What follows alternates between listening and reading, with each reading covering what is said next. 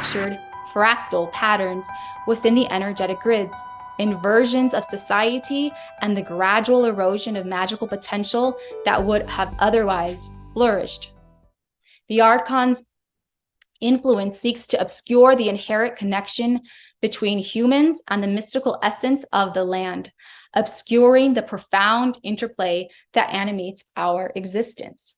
So I feel this one is particularly important to notice as well, because when indigenous animistic cultures were thriving, they were very much about deep ecology and bioregionalism. There was no other way of being. They didn't know that, they could never even believe in their wildest dreams that they would create these fake borders and these politically engineered countries and these agendas, right? They could never believe that, because it makes so much sense to live off the land according to its own ley lines and its topography. But they have completely ruined this. So the borders have been imposed on the terra, on the tierra, okay? They are the matrix control grids. And they use high vibrational places, natural vortexes and centers, to build their satanic headquarters and cities. And they track, monitor, and hoard their monitored humans through these false borders. And so you guys all probably have passports, and you got to go through these fake borders. And this is a system of keeping your sheep in line. Quite ridiculous to actually think that that's supposed to separate a region of earth from another region, a wall, or, it doesn't make any sense at all. So that's one way of doing it versus bioregionalism. And the way it works is with the natural landscape. So it doesn't go against the grain, it follows the grain. And it's already mapped out for you. Like Sophia maps out everything perfectly. And it doesn't seek to impose or deconstruct either, which is what happens with these false fake borders. They're fake borders. That's all they are. With bioregionalism, you would never do anything to deconstruct the earth. So it's a destruction of the terra. It doesn't work. This is why we see society as it is today. And this is why they had the concept of seeing the world through the animistic lens, because people would realize that these borders are not real and they're actually maleficent. So you can create your own map and you can draw it out. This lecture is all about empowering you to discover what's outside of your door. In bioregionalism, that's where you start. You start with where you're at. You can read the earth around you. You can scan the natural ley lines and the curvatures. You can see, oh, I see right here, this formation on this cliff is sending the energy down this way as the water rushes up. There's an influx here. You can start to really dissect it that way. And this can be done from all levels, from the sky as well. When you go out during the day, it's going to be a different energy outside as compared to maybe midnight. So maybe you want to go out late one night and explore then. Also, finding out where the obstructions are. Where can you help clear the energy?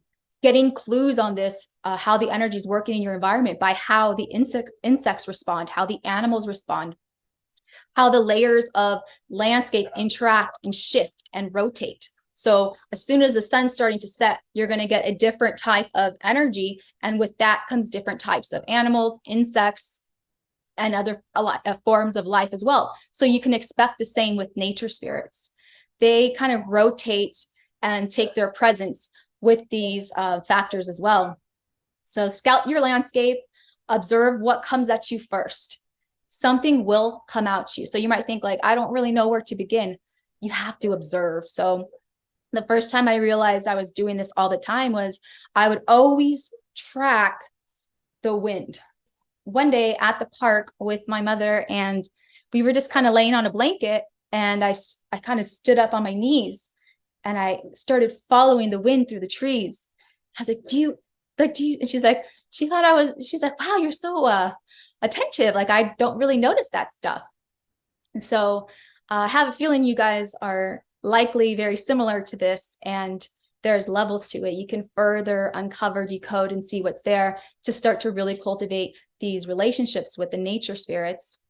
So be attentive to every movement, every sound, every energy, every fluctuation. And most of us tend to hang out where the fauna is really playful and there's light coming in, and that's great. But also try to explore and see where there's some density, where you can help animate the landscape with your divine spark, with your breath and your magical powers that you have.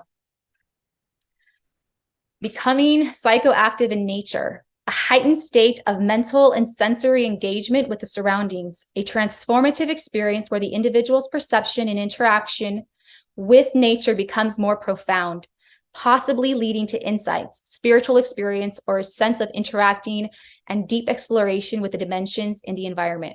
So that's what this is all about, interacting with these spirits for the sake of expanding our consciousness as well, because we know that when we do this, it has a positive effect with the realm around us. There is a ripple effect. So we're not just doing this so that we can have some friends, right? We're doing this because there's gnosis there, there's information there, there's layers that we can start to look through. There's so much there. And if you don't already connect to this energy on most days, you don't have to experience it this profoundly initially. There's steps to this. There's an evolutionary process to this. So work on your own energy first. You make it a regular habit to always be barefoot outside. This is your time to train your own energy body so that you can start tapping into other energy signatures around you as well. And here in this image, we have a shaman. So the shamans work with all of the local entities and spirits and spirit animals. That's what they do. They are frequent travelers of the underworld, middle and upper world, right? So they know how to navigate this area. And Chaitanya is going to have a lecture in a couple of days on entheogenic medicine. And so he'll give an amazing presentation on that. But for now, you don't have to wait to take the plant medicine. You can have a psychedelic experience in nature. Yes, you can. You know, it takes a little bit of breath work and zero distractions, but you can have a very real experience in nature in this way, where you get into a trance-like states through a ritual. And also, depending on your intent and your mission. But yeah, I want to point out here, these panels, these grids, right? Our energy field, our own energy field has this type of shape. But also, as you know, the archons always invert everything. They lay these sheaths that look very similar to this, except theirs look very artificial, because I have caught glimpses of them while in nature, and it literally looks like a fake panel, a fake see-through panel.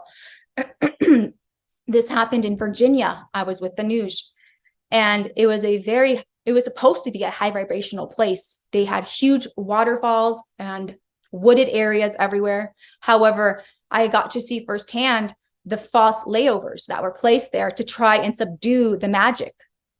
I also saw a very angry wolf spirit peering through a tree trunk.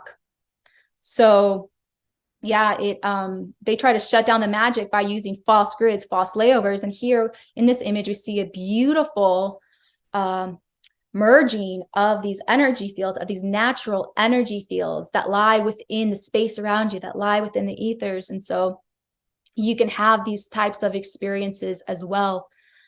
I want to point out also, the fire. You can't have a huge fire, light a candle. A candle goes a long way. Also, scrying with the environment. We'll talk a little bit more about that later, but yeah, this image, it's very similar to experiencing all that comes to you behind the veil. So we ended off the presentation talking to those of you who live in a city, those of you who don't have access to nature, and you're wanting to get out of this matrix of a city. I get it. I've experienced it as well. And what I did, and what I recommend, is for you to begin working with what you have. Top two things you can do are going to be working with crystals and working with the plant kingdom. So crystals contain a unique vibrational energy that interact with the environment and other beings. This interaction, whether through meditation, intention setting, or energy healing, reflects animistic concepts of engagement and interaction with consciousness within the crystal. So what you want to do is you want to select a crystal. I recommend working with a crystal that's translucent, something that you can scry with, look inside. So either like a selenite or a rose quartz is a good place to start. And you want to focus on this crystal as something that you're going to see fully animate itself, fully express itself with the help of your anima, your spirit, your willpower. And this is also recommended for anyone who's a magical practitioner to start nailing down this skill, because that's what it is. And you want to do this with your crystal. You want to hold it in your hand as you meditate, as you imbue it with your life force, as you command it with the will, with the intention you have every day, until you feel that this crystal is activated, it's alive. This becomes a powerful part of your ritual toolkit. This becomes an animated object that you helped kind of birth it into where it's the state that it's at. The same thing goes with the plant kingdom. So working with plants, gardening, apothecary, herbalism, growing food, acknowledge the consciousness, energies, and wisdom within the plant realm. Something, the Nuge actually is really the one in charge of seeding and germinating the plants, whereas I really enjoy working with the plant once it's grown, taking care of its environment, making sure it's perfect, cutting away any dead leaves. That's like my thing. So, but there's a process to it. And you want to work with one plant in the beginning. You want to really get to know these herbs or plants, whatever you're called to, but I'll stick to an herb, right? You really want to get to know exactly the different states it evolves into. This is how you form a relationship. So you're not just some random gardener. You're not just somebody that's planting stuff here and there because you like to use it while you cook. No, you're becoming the expert of this living entity. You're forming a very deep relationship, especially when you grow it from seed. You could even say you're birthing it. It will definitely know who you are. It will know your energy signature, and you're imbuing it with the energy that you're projecting. And so once the plant grows, you take care of it. Well, the process doesn't end there. How will you harvest it? And from there, the magic only enhances, because now you get to say, well, I know your personality. I know your curative. I know what you're curative for. I know what you are typically used for. How shall I extract your essence and use it for medicine, right? So you could even take rosemary as an example. You can take the rosemary, turn it into an oil, and then get to know the plant in that form. You could take the rosemary and dry it out and use it for rituals. You could take the rosemary, you can cook with it, you can eat it raw. So learning the different ways to extract its essence for its maximal potential is really something else. And then it lives within you. It lives within whatever form you ended up using it for.